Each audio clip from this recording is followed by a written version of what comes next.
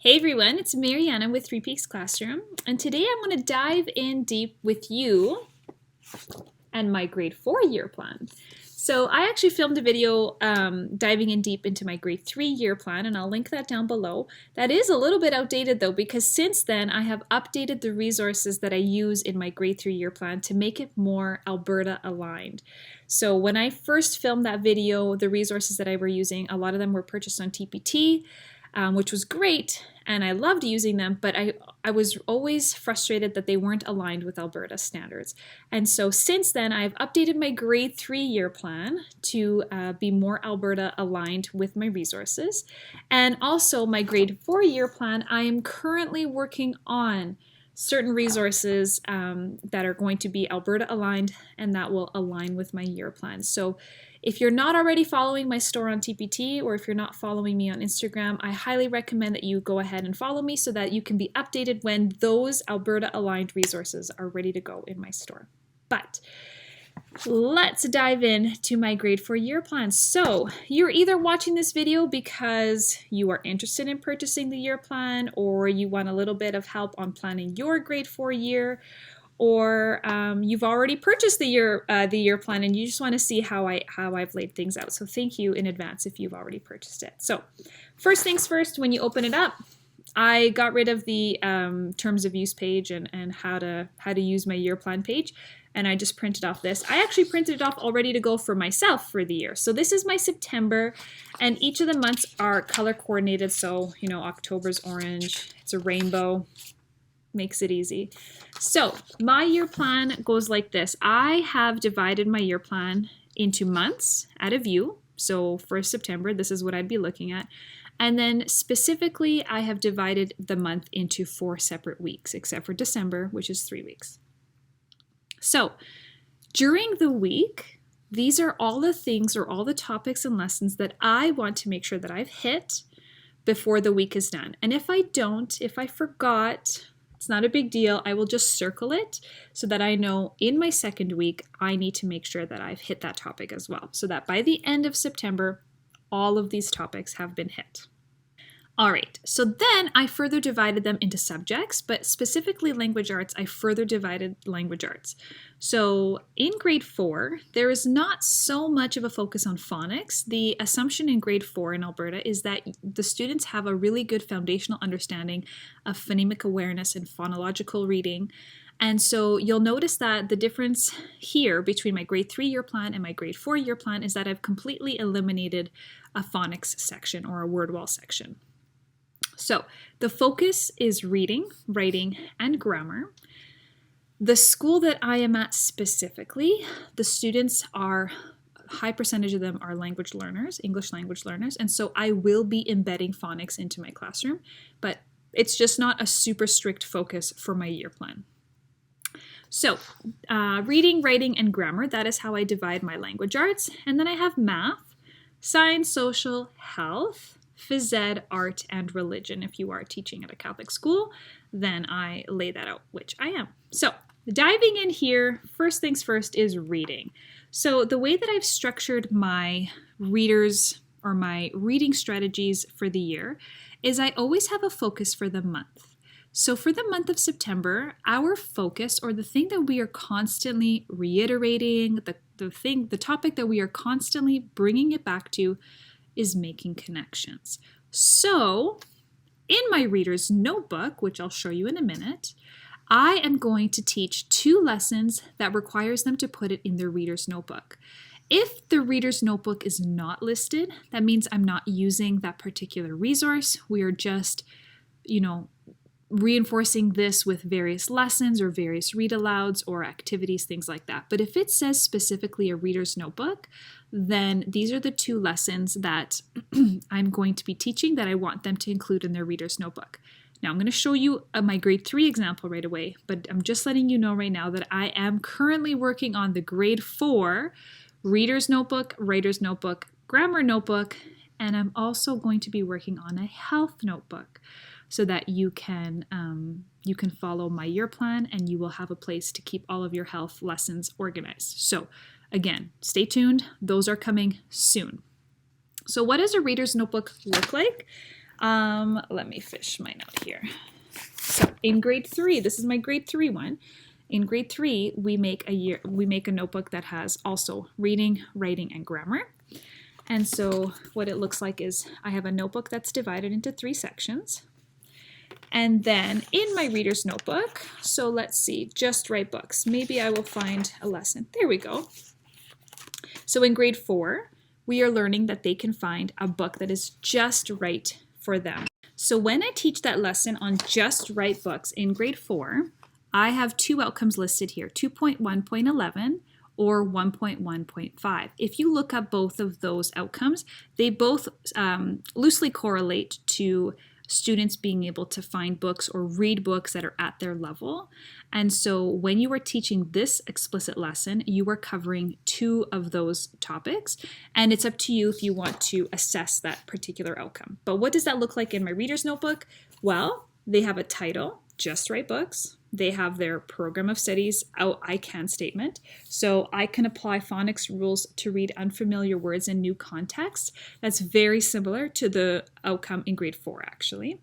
And then we create an anchor chart together. And so I will make a class one. And then while I'm making a class one, I'm asking them to copy it down into their reader's notebooks.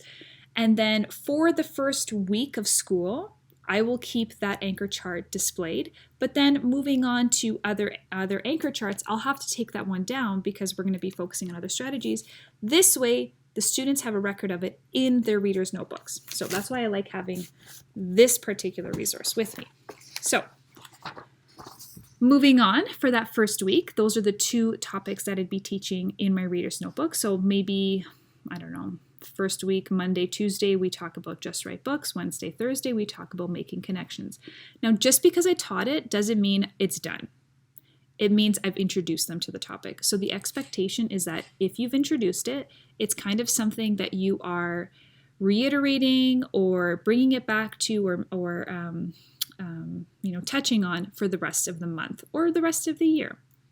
If I have here a continuation, that means that we are touching on another outcome that is related to making connections. Again, this is a big focus for September is can you make connections to things that you read or experience? Moving on to writing, again, writer's notebook. So if I move on to my language arts notebook, we have a section that is just for my writer's notebook. Now in grade 3, the writer's notebook looks a little bit different. They are learning to be stringing words together into sentences and making those sentences a little bit more fluid. In grade 4, the focus is that, or the understanding is that they already know how to write sentences and that we need to kind of spruce up those sentences, but then take those sentences and form them into paragraphs. And so in grade 3, we start talking about where do writers get their ideas or what does a sentence swag look like.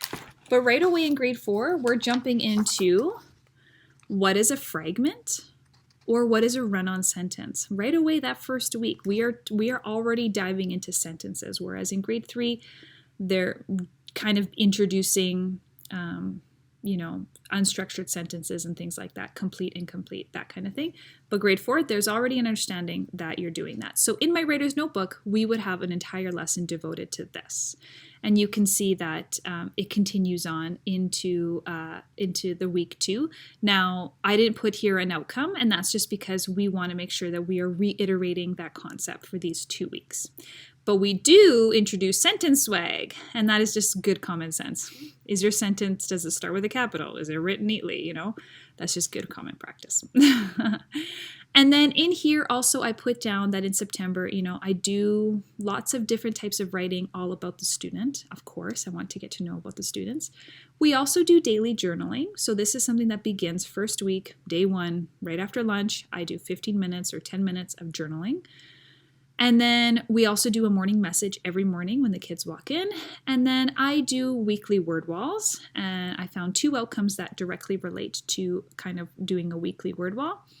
And so this is everything that I start kind of that first week, and it just happens for the rest of the year. I don't continue including it because it would just take up too much space. But this is something that it begins and we continue doing it. And then we have a grammar notebook. And in our grammar notebooks, it's also grammar or conventions because you have punctuation and things like that. So I just label it my grammar notebook. And for the first 2 weeks of September, we are talking about nouns. We are reviewing what a noun is. That is something they learn in grade 2, but I review it for 2 weeks. 1, because again, I have a lot of English language learners, but 2, then we're getting into pronouns and making sure that the students can use pronouns. And that is a direct outcome out of the program of studies, is talking about pronouns. And they can't have an understanding of pronouns unless they have a really good understanding of nouns. So that is my language arts. Now, I told you that I already use my own personal resource that I created, Language Arts Notebook. It is all directly related to the Alberta Program of Studies, which is what I love. And it will be available soon. The one thing that I did not create, though, that I will be using in grade 4, my phonics, month-by-month phonics. I know it says it's for grade 3, but the group of students that I have coming up this year, thanks to the coronavirus, are very below reading level. About 75% of my kids coming in are not reading at a grade 4 level. They are reading much lower. And so this is going to be a fantastic resource for me to use in my classroom to reinforce those phonemic awareness and phonics strategies. So I plan to do phonics 3 times a week with my students and grammar 2 times a week. And I alternate Monday, Tuesday, Wednesday. I alternate every day of the week. And so I am going to be using this particular resource because I know the group of students that I have coming up will benefit from that resource. Math. How did I lay out my math? Well, the topic or the unit is collecting and organizing data. And I want to make sure in that first week I have covered lessons 1 and 2. I use Pearson Math Makes Sense textbook. Okay, so collecting and organizing data, if I open up the front. So when I open up the data, when I open up the textbook, it is Unit 7 that we're starting with, and I am teaching them Lesson 1 and Lesson 2 that first week. So reading a pictograph and a bar graph and drawing pictographs. So this is something that I'm hitting home that very first week of September. There we go. And then the next week, I am hitting home lessons 3 and 4 in that unit. And I'm just covering data in 2 weeks. That's because the grade 4 math program of studies is very heavy in learning about fractions and decimals and long division and symmetry and all of that, that these students have had a lot of experience learning about data, that I can hit this home in 2 weeks for sure. And then we move on to telling time, which again that's a big chunk, but it needs to be covered in a couple of weeks because there's so much more that has to be covered in math later on. So just a side note, I am developing a math notebook resource. I started doing it last year for grade 4, but my focus right now is getting all 3 of these language arts resources completed, including I also want to do health before I hit the math resource. So, but just so you know, if you're not already following my store, again, as soon as this is available, those of you that are following my store, you'll be notified right away. Then moving on to science, waste in our world, and social mapping. These 2 resources, I do not have anything created, but there are wonderful, wonderful TPT sellers that have resources already created for science and social. So that's where I've purchased some of my resources to help me teach these subjects. But I also use the textbook. So we have a textbook in social studies, Voices of Alberta. I love it. I love how thorough it is, almost too thorough. So I do like to use those resources that I purchased on TPT as well because they kind of simplify things. But the resources that I purchased on TPT do not cover all of the program of studies outcomes. So my job as a teacher is to make sure that I have covered all of those outcomes. And so I have to be very aware of which ones am I hitting and which ones have I not hit yet. So just a side note. All right, and the last few things here in health, again, these are just topics, classroom rules, all about me activities. We do PATHS Kit at my school. If you're not sure what PATHS means, it stands for Promoting Alternative Thinking. One second. I was right. Promoting alternative thinking strategies. The H threw me off. Thinking is the TH.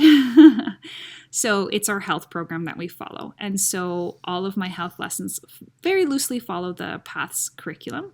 And so we introduce that and how to complement all of our PATHS kids. In phys ed, for the entire month of September, I like to do cooperative games. I like to teach them games that require no equipment at all, that they can go play outside at recess time so that, they have games to play already.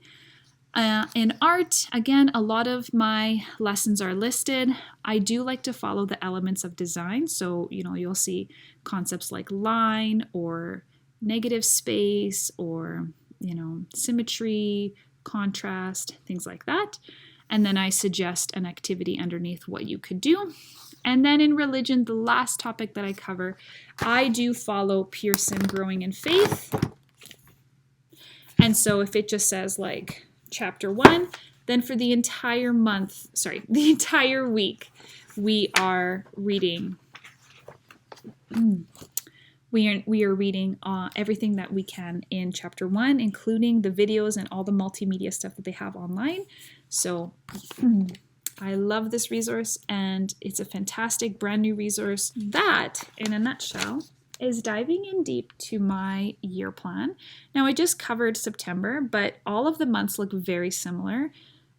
I do my reader's notebook, my writer's notebook, my grammar. I do that every week, all week long, and all of the different topics are listed. So if I move into October, for example, now instead of making connections, our focus is going to be monitoring our comprehension of what we read. And in writing, boom, we start writing paragraphs in October, which is something that they should have already learned at the end of grade 3. So I want to reinforce this skill in grade 4 throughout the entire year. And so the paragraph writing is going to be reinforced in our friendly letter unit, or it's going to be reinforced in our opinion writing unit. So, everything else pretty much follows the exact same pattern. I hope that you found this very helpful. I hope that it explained my year plan a lot more in detail. If you were on the fence about purchasing it, I hope that this kind of showed you the lengths that I went to make sure that this year plan was super comprehensive and it completely aligns with all of your language arts outcomes. And I've included all subjects that we are required to teach. And I find it very easy to follow along. I love being able to check off like, okay, I covered this week, I covered this week, I assessed this, things like that. Oh, I need to still touch on that, so I'm going to circle it and make sure I bring it over to the next week. That's how I use my year plan. So thank you so much for watching, everyone. I hope you have a wonderful day, and I'll see you guys in the next video. Bye.